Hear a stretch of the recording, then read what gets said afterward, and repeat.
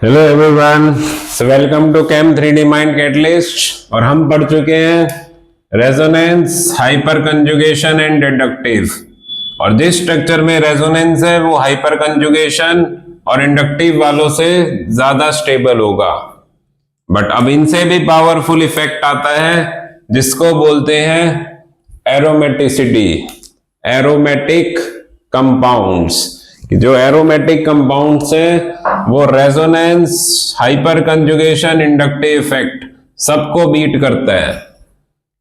कि यहां पे हमें तीन वर्ड समझने हैं, एक एरोमेटिक कंपाउंड्स, एक एंटी एरोमेटिक कंपाउंड्स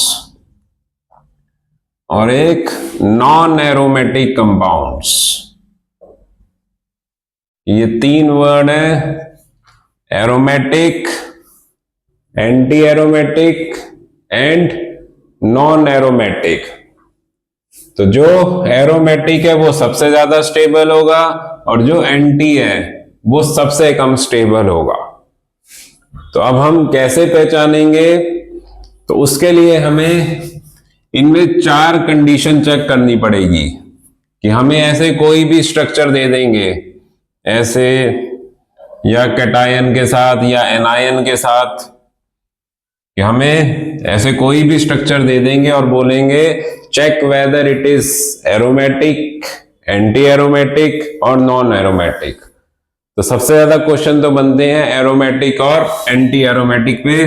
तो फर्स्ट कंडीशन है the structure should be cyclic. The structure should be cyclic. कि अगर एरोमेटिक और एंटी एरोमेटिक होना है तो साइक्लिक ही होना चाहिए। नॉन एरोमेटिक साइक्लिक भी हो सकते हैं, ए साइक्लिक भी हो सकते हैं, बट एरोमेटिक, एंटी एरोमेटिक के लिए साइक्लिक ही होना चाहिए। सेकंड कंडीशन आती है प्लेनर होने की। कि सेकंड कंडीशन है प्लेनर होने की। प्लेनर मतलब सारे बॉन्ड एक प्लेन में आने चाहिए। और अगर कार्बन की sp2 हाइब्रिडाइजेशन है, sp2 कि कार्बन पे पॉजिटिव चार्ज है तो sp2 होती है, या डबल बॉन्ड है तो sp2 होती है, ये वाली कार्बन तो हमेशा प्लेनर ही होगी। और अगर कार्बन का नेगेटिव चार्ज रेजोनेंस में चला गया तो भी हम उसको प्लेनर मानते हैं। कि वैसे तो वो sp3 होता है नेगेटिव चार्ज वाला, बट अगर वो रेजोनेंस में चला जाता है तो उसको भी हम प्लेनर ही ट्रीट करते हैं। तो पहली कंडीशन साइक्लिक, दूसरी प्लेनर। और अगर स्ट्रक्चर नॉन प्लेनर है तो वो नॉन एरोमेटिक बन जाएगा। Non planar is non aromatic. तो ये दूसरी कंडीशन है प्लेनर होने की। तो रेजोनेंस होने के कारण नेगेटिव कार्बो एनायन भी प्लेनर हो जाता है। फिर तीसरा वर्ड जो रेजोनेंस में सीखा है हमने, कंजुगेशन। कंजुगेशन कि double single, double single, positive single, double single, negative single, double single, positive single, positive single, double single. कि ये double single, double single, double single, positive single, double single, इसको बोलते हैं कंजुगेशन। कि अगर ये conjugation ही टूट गई, अगर ये कंजुगेशन ही टूट जाए तो नॉन एरोमेटिक। नो कंजुगेशन तो नॉन एरोमेटिक। अगर स्ट्रक्चर की कंजुगेशन टूट गई तो वो नॉन एरोमेटिक में आ जाएगा। तो ये थर्ड कंडीशन है कि double single, double single, positive single, कुछ भी कैसे भी कंजुगेशन हो। और फोर्थ कंडीशन आती है पाई इलेक्ट्रॉन्स की। कि पाई इलेक्ट्रॉन मतलब पाई बॉन्ड के इलेक्ट्रॉन और कार्बन पे नेगेटिव चार्ज के इलेक्ट्रॉन्स। बस कि ये condition aromatic or anti aromatic को सेपरेट करती है। बाकी तीनों कंडीशन कॉमन चलेंगी इनमें कि अगर ये इलेक्ट्रॉन्स 2, 6, 10, 14 इस फिगर में आते हैं टोटल तो एरोमेटिक, और अगर यही इलेक्ट्रॉन्स 4, 8, 12, 16 इनके मल्टीपल में आ रहे हैं तो एंटी एरोमेटिक। 2, 6, 10, 14 वाले एरोमेटिक होंगे, 4, 8, 12, 16 वाले एंटी एरोमेटिक होंगे। जैसे मुझे ये स्ट्रक्चर चेक करना है ये कौन सा है, तो सबसे पहली कंडीशन हम ऐसे 1, 2, 3, 4 लिख देंगे इनके नीचे कि साइक्लिक है, बिल्कुल है। सारी कार्बन sp2 हाइब्रिडाइज्ड, sp2 मतलब प्लेनर, तो प्लेनर है। कंजुगेशन डबल सिंगल बिल्कुल है। और फिर हम देखेंगे इसके जो अंदर के पाई बॉन्ड है, एक पाई बॉन्ड 2 इलेक्ट्रॉन का बनता है, तो कितने इलेक्ट्रॉन हो गए, 1, 2, 3, 4, 4 पाई इलेक्ट्रॉन, और 4 पे क्या हो जाएगा, एंटी एरोमेटिक। हमें ऐसे स्ट्रक्चर में 4 कंडीशन चेक करनी है to decide whether the structure is aromatic or anti aromatic. तो अब इसी के साथ वाला दूसरा स्ट्रक्चर चेक करते हैं कि 1, 2, 3, 4 4 कंडीशन चेक करनी है। तो पहला साइक्लिक है, पूरा साइक्लिक है, फिर वही डबल बॉन्ड और पॉजिटिव तो वैसे ही प्लेनर होते हैं, फिर double single positive single double single double single positive single double single, conjugation भी आ रही है, और फिर पाई इलेक्ट्रॉन, तो 1, 2, 3, 4, और पॉजिटिव चार्ज में कोई इलेक्ट्रॉन होते नहीं है, तो बस नेगेटिव चार्ज के इलेक्ट्रॉन देखने हैं, बाकी पाई बॉन्ड के 4 इलेक्ट्रॉन, तो इसमें भी 4 पाई इलेक्ट्रॉन, ये स्ट्रक्चर भी एंटी एरोमेटिक। ठीक है। अगर इसी में बस पॉजिटिव चार्ज नहीं होता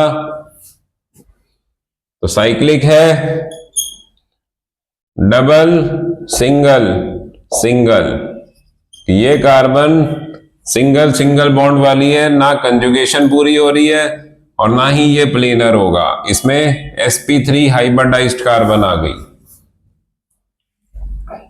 तो अगर कंजुगेशन टूट गई तो नॉन एरोमेटिक। तो अभी हमें ज्यादा डील करना है एरोमेटिक और एंटी एरोमेटिक से। ये हमें ऐसे और स्ट्रक्चर देंगे कि जैसे वही 5 कार्बन की रिंग और ऊपर negative charge double single, cyclic है, फिर दूसरी कंडीशन प्लेनर, तो जब नेगेटिव चार्ज रेजोनेंस करता है तो उसको भी हम प्लेनर मान लेते हैं, उसको भी sp2 हाइब्रिडाइज्ड माना जाता है, वो भी प्लेनर हो जाता है, इसलिए ये प्लेनर वाली कंडीशन तो सेटिस्फाई रहती है। फिर conjugation double single negative single double single, और पाई इलेक्ट्रॉन्स कितने हैं, तो इसमें हमें 4 पाई बॉन्ड के इलेक्ट्रॉन और 2 नेगेटिव चार्ज के इलेक्ट्रॉन, इनको टोटल करना है, दैट इज 6 पाई इलेक्ट्रॉन्स, तो इसलिए ये एरोमेटिक है, ये वाला स्ट्रक्चर एरोमेटिक होगा। ये ऐसे चेक करना है हमें weather the structure given is aromatic or anti aromatic. फिर इनमें एक सबसे फेमस स्ट्रक्चर आता है जिसको बोलते हैं ट्रोपोलियम आयन, ट्रोपोलियम आयन।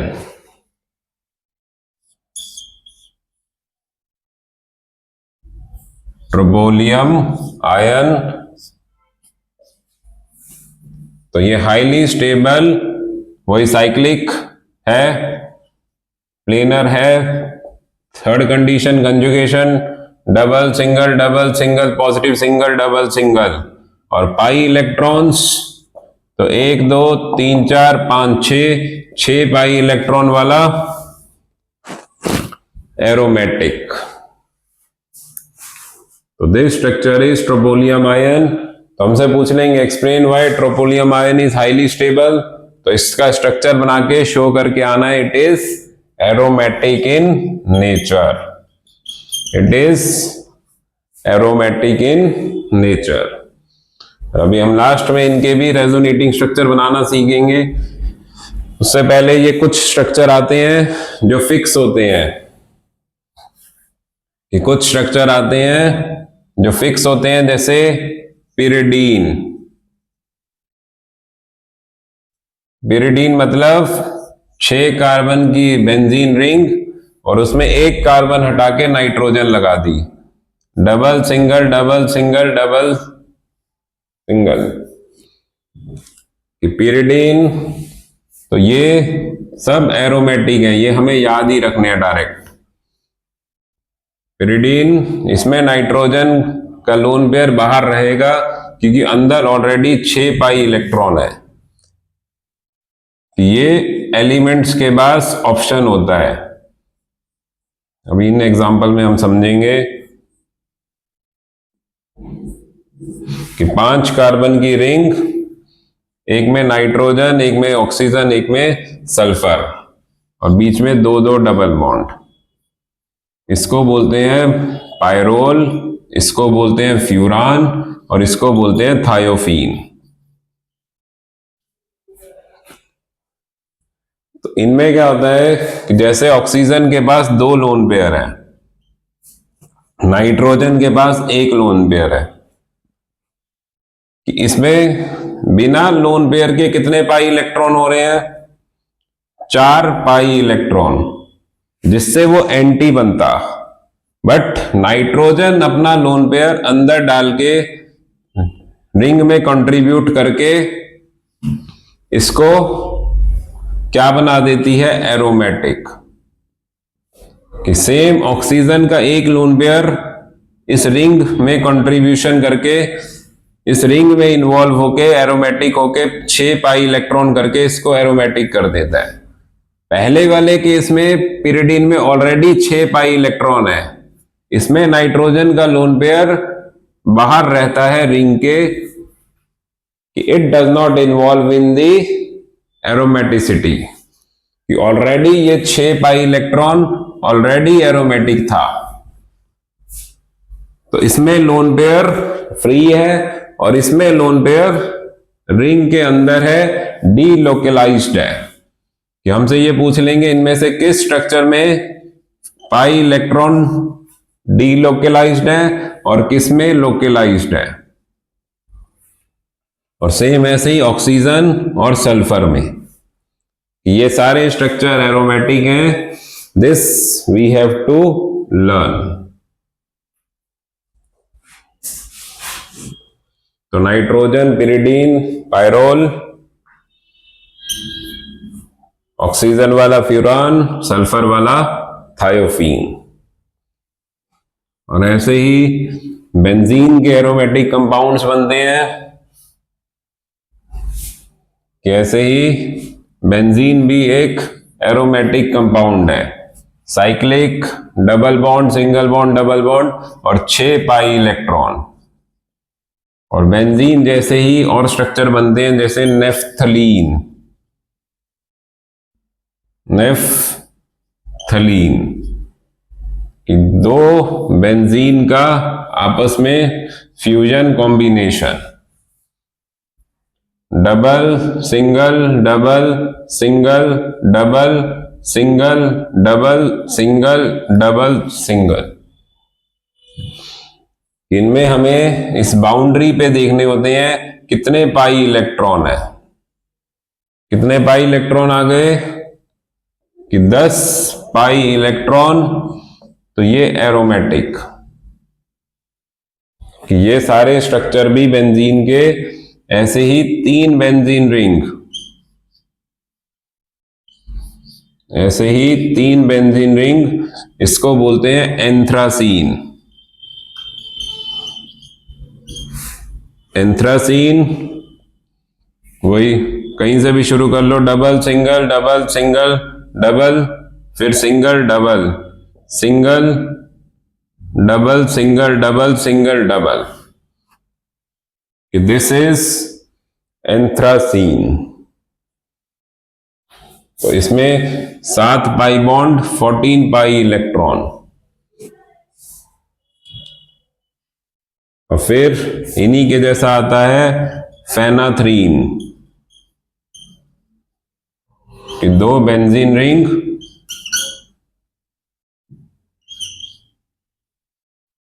और 1 बेंजीन रिंग ऐसे यहां पे। तो वही double single double single double single double single double single double single double, फिर सिंगल डबल। तो दिस इज फेनाथ्रीन। इसमें भी 14 पाई इलेक्ट्रॉन। और एनसीईआरटी बुक में जो ये पाई बॉन्ड की कंडीशन है, तो इन स्ट्रक्चर के साथ एक एन लिखा होता है कि यहां पे हम एक 4th में यूज करते हैं हक्कल्स रूल। यहां पे एक वर्ड आता है हक्कल्स रूल कि जो पाई इलेक्ट्रॉन है वो जनरल में लिखा जाता है 4n+2। 4n+2 की फिगर को सेटिस्फाई करने चाहिए, जैसे n0, n1, n2। अगर n0 है तो 2 पाई इलेक्ट्रॉन, n1 है तो 4 × 1 + 2 6 पाई इलेक्ट्रॉन, n2 है तो 10 पाई इलेक्ट्रॉन, n3 है तो कि इसका n2, इसके लिए भी n2, इसके लिए n3, इसके लिए n4 कि 4 पे, और इसके लिए 3, इसके लिए 2। 4 × 2 + 2 10 पाई इलेक्ट्रॉन। तो एनसीईआरटी में ऐसे n लिखा होता है और साथ में पाई इलेक्ट्रॉन मेंशन होते हैं। तो एरोमेटिक, एंटी एरोमेटिक, तो ये सारे एरोमेटिक है। और इनके साथ एक और लास्ट आता है कि एक 8 कार्बन की रिंग, 8 कार्बन की रिंग,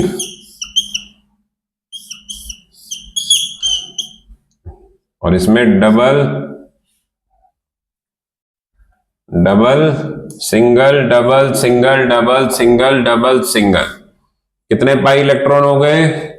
8 पाई इलेक्ट्रॉन। इस हिसाब से ये एंटी एरोमेटिक होना चाहिए।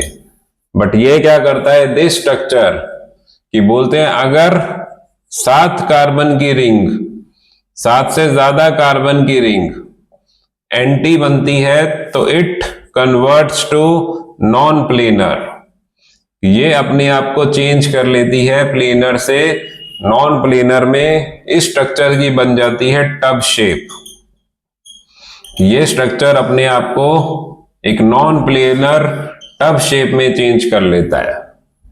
वही double single double single double single double single, ये नॉन प्लेनर हो गया, जिससे नॉन एरोमेटिक आ गया, और उससे इसकी जो स्टेबिलिटी है वो बढ़ जाती है as compared to anti aromatic. तो ये भी एनसीईआरटी क्वेश्चन है, is this structure anti aromatic और नॉन एरोमेटिक? तो हम इसको फाइनल नॉन एरोमेटिक मान के चलेंगे according to give it more stability.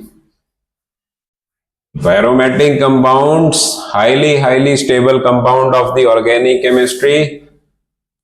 सो इस पे क्वेश्चन 90% 99% इस टॉपिक पे क्वेश्चन आता ही आता है। एनसीईआरटी क्वेश्चन भी है, so do practice. This is Saurabh Arora signing off. Thank you so much.